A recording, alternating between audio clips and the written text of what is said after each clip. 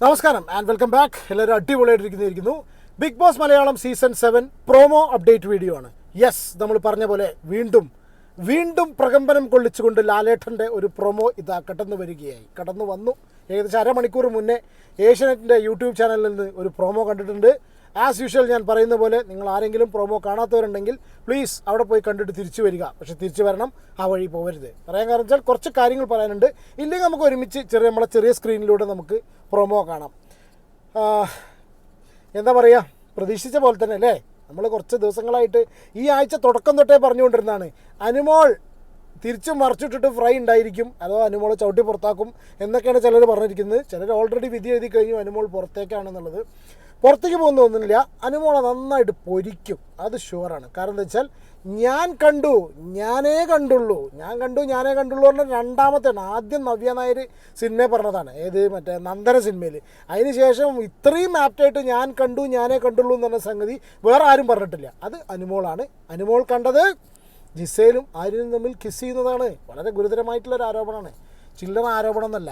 കാരണം ഇത് പറഞ്ഞിട്ട് ഈ സാധനം അവിടെ തെളിയിക്കാനും പറ്റില്ല, ഇത് കാണിക്കാനും പറ്റില്ല, കാണിക്കാതിരിക്കാനും പറ്റില്ല. ആ ഒരു സിറ്റുവേഷനിലാണ്. പക്ഷേ അവിടെ സപ്പോർട്ടിംഗ് ആക്ട്രസ്സായി അല്ലെങ്കിൽ സപ്പോർട്ടിംഗ് റോളിൽ നമ്മുടെ ഡോക്ടർ ബിന്നി ആൻഡ് റെനയുടെ കോൺവെർസേഷൻ ഉണ്ട്. ഇവർ രണ്ടുപേരും അനുമോൾ പറഞ്ഞ കാര്യങ്ങൾക്ക് ചെറുതായിട്ട് യെസ് എന്നുള്ള രീതിയിലാണ് അവിടെ സംസാരിച്ചിരിക്കുന്നത്. പക്ഷേ അപ്പോഴും അവരും പറഞ്ഞിട്ടില്ല ഈ ഒരു കിസ് ചെയ്തിട്ടുള്ള കാര്യം. അപ്പോൾ അത് ഭയങ്കര നല്ല രീതിയിൽ ലാലേട്ടൻ ചൂടായി ചോദിക്കുന്നുണ്ട്. പ്രൊമോ നമുക്ക് കാണാം, അതിനുശേഷം ബാക്കി സംസാരിക്കാം. എൻ്റെ കൊച്ചു സ്ക്രീനിൽ ഞാൻ നിങ്ങൾക്ക് പ്രൊമോ കാണിച്ചു തരുന്നതായിരിക്കും. അതിൽ നിന്ന് ലാലേട്ടൻ്റെ മുഖഭാവങ്ങൾ നിങ്ങൾ ഒപ്പിയെടുക്കേണ്ടതാണ്.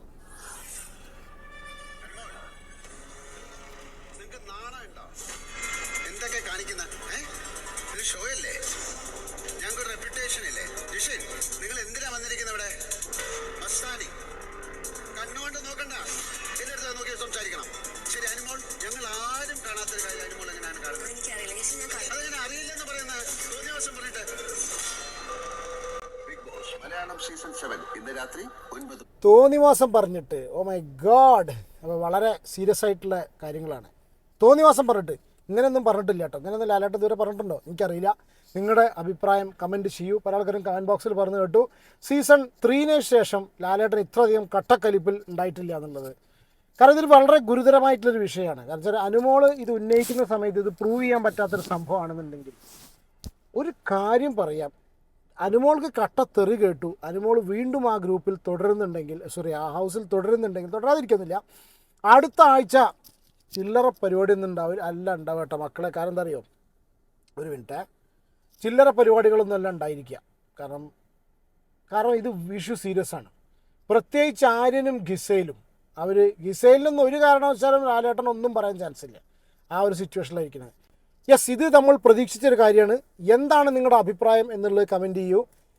സാധാരണഗതിയിൽ ഞാൻ വീണ്ടും പറയാറുണ്ട് പ്രൊമോസ് നോട്ട് എ പ്രോമിസ് എന്നുള്ളത്. പക്ഷേ ഇപ്രാവശ്യത്തെ പ്രൊമോയിൽ എനിക്ക് ചെറിയൊരു പ്രതീക്ഷ ഉണ്ട്. ഞാൻ കംപ്ലീറ്റ് ആയിട്ട് പ്രൊമോസ് നോട്ട് എ പ്രോമിസ് എന്ന് എന്തോ പറയാൻ തോന്നുന്നില്ല. നമ്മുടെ മനസ്സിൻ്റെ ഉള്ളിൽ ചെറിയൊരു ഫീലിംഗ് ഉണ്ട് ഇപ്രാവശ്യം കുറച്ച്. കാരണം വെച്ചാൽ എഡിറ്റിംഗ് ഉണ്ടല്ലോ, സാധാരണഗതിയിൽ നമ്മൾ എഡിറ്റിംഗ് ഒക്കെ നമുക്ക് ഏകദേശം കണ്ടാൽ മനസ്സിലാവും. പക്ഷേ ഇപ്രാവശ്യം കറക്റ്റായിട്ട് കണ്ടിന്യൂസ് ആയിട്ട് ലാലേട്ടൻ പറഞ്ഞു എന്ന് തോന്നുന്നുണ്ട്. അനുമോളുടെ കേസ്, പിന്നെ ജിഷിനെ എന്ത് കേസിലാണെന്ന് അറിയില്ല, പിന്നെ മസ്താനിനെ പുറത്തുള്ള കാര്യങ്ങൾ പറഞ്ഞിട്ടാണ്. ഈ 3 സംഭവങ്ങളാണ്. ബാക്കിയുള്ള എന്തെങ്കിലും സംഗതികൾ തുറന്ന് കാണിക്കുകയോ, അപ്പാനീൻ്റെ കാര്യം പ്രത്യേകിച്ച് ആ കൂതറ എന്നുള്ള വാക്ക് ഉപയോഗിച്ചു, ഒരുപാട് തെറിവിളികളുണ്ടായി, തന്തയ്ക്ക് വിളികളുണ്ടായി, ഇതൊക്കെ ചോദിക്കുമോ എന്നുള്ള കാര്യം നമുക്കറിയില്ല. എന്തായാലും കാത്തിരുന്ന് കാണാം. നിങ്ങളെപ്പോലെ ഞാനും എക്സൈറ്റഡ് ആണ്. നിങ്ങളുടെ അഭിപ്രായം കമൻറ്റ് ചെയ്യുക. വീഡിയോ ഇഷ്ടപ്പെടുകയാണെങ്കിൽ ലൈക്ക് ചെയ്യുക. ചാനൽ സബ്സ്ക്രൈബ് ചെയ്യുക. ആരെങ്കിലും വീഡിയോ കാണുന്നുണ്ടെങ്കിൽ സബ്സ്ക്രൈബ് ചെയ്യുക, സപ്പോർട്ട് ചെയ്യുക. ഇനിയൊരു പ്രോമോ വരികയാണെങ്കിൽ അതുകൊണ്ട് ഞാൻ പിന്നെയും വരാം കേട്ടോ. അടുത്ത വരവ് നമുക്ക് നോക്കാം ഇതുവരെ പോകും വരെ എന്നുള്ളത് അല്ലേ. അങ്ങനെയല്ലേ അല്ലേ.